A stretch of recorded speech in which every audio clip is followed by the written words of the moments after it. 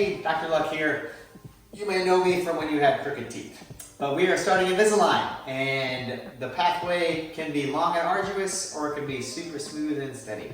We want that way, all right? Less visits at my office and less time in the trays, all right? The way Invisalign works is instead of having wires across your mouth, you've got plastic trays. And then instead of having brackets on top of your teeth, you've got what are called attachments, which are plastic tooth-colored buttons that we glue onto your teeth temporarily, and then we polish them off at the end. So if you look in your mouth, you'll see those little buttons on there, and when you put your trays on, you'll see the way the trays fit on the buttons. They basically grab onto them and they help provide different forces and rotations up, down, left, or right to get all the teeth where we need them to be. Every time you change a tray, you're getting a little bit different forces. So different teeth will be sore, different teeth will be angry, and different teeth will move. I usually find first 2 or 3 days you're in Invisalign, your gums will be a little bit irritated, your tongue will be playing with it a bunch, your speech pattern's a little bit different.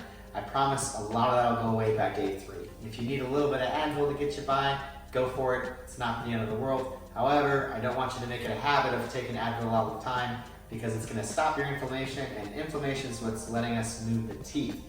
Okay, so a little Advil helps, but every time you put on a new tray, about 2 days, you're going to feel a little pushing on there, especially when you take your trays out, put them back in. Speaking of that, when you eat, I do prefer you take your trays out, eat.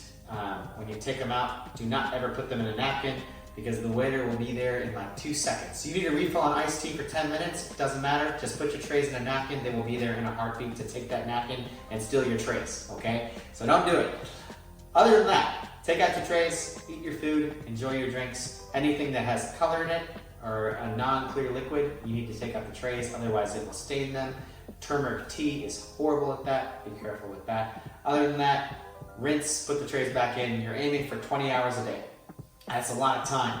If you're not hitting that number, please let us know. It doesn't mean we're gonna be mad at you, we're not gonna punish you.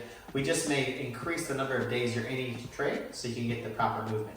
If you look in your mouth and you're on your 4th or 5th tray and it doesn't seem like it's fitting all the way on there, we want to know about it because that means that the tooth are not moving according to plan, and the sooner we catch that and get you back on track, the better and the quicker we can get you through your treatment.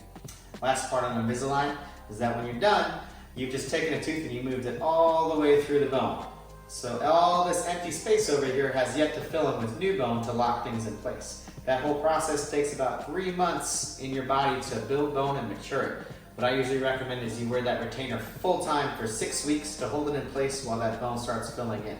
All right, you don't need to do the full 3 months as long as you're maintaining nighttime wear after the full time of 6-week wear. But that's the biggest thing, is keep that on there. Teeth tend to have a memory longer than elephants and they want to move back. All right, so other than that, it's supposed to be enjoyable, motivational. You know, you look in a mirror and you may not see much movement, but you can always ask us to see where you started. We're happy to show you the pictures.